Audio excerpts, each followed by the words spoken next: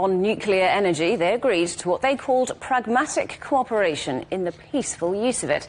The two countries say they plan to work together on new technology, including small modular reactors. One of the companies to send its CEO on the China trip was EDF. Last year, the French energy giant signed an agreement with the China National Nuclear Corporation to build advanced nuclear facilities. They agreed to work to assist both countries in achieving their carbon neutrality goals. Well, China's nuclear energy sector has been growing quickly.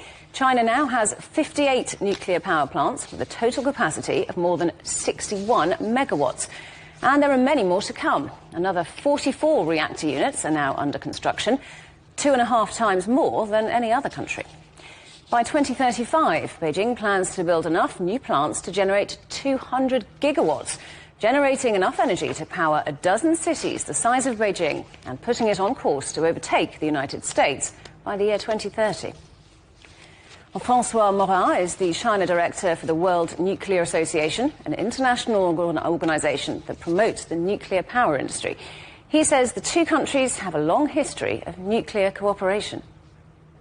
The French were transferring their nuclear technology, nuclear reactors technology in 1987, 1994, 2000, all these years.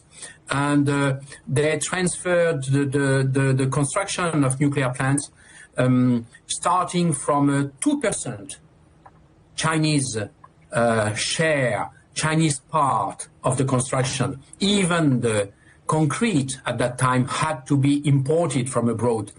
And now the Chinese content of a nuclear power plant in China is close to 95%.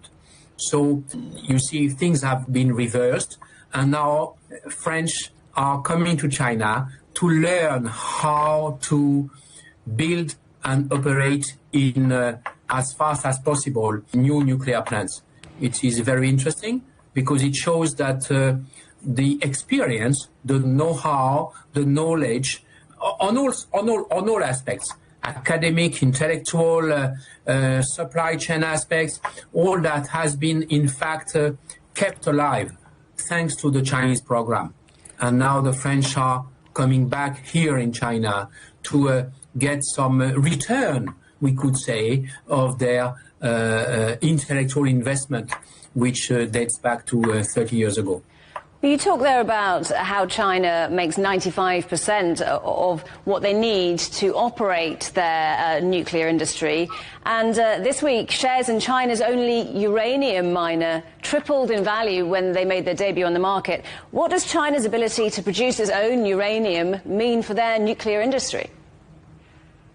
Uranium is one of the main bottlenecks somehow of the nuclear fleet around the world, not today, but in the projected forecast future by 2050 and beyond.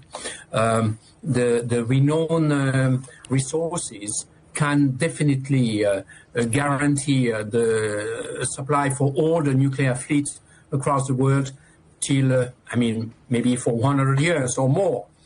However, if the so-called fleet is to triple or quadruple or quintuple or multiply 5 to 6 folds in China, then of course the need for uranium will be increased. China has not enough uranium inside China domestically. So China must find uranium outside China. It's what it's doing in Namibia, in Niger, in Kazakhstan mainly. And it's buying also from Canada, from Australia. So China has quite well-balanced access to uranium.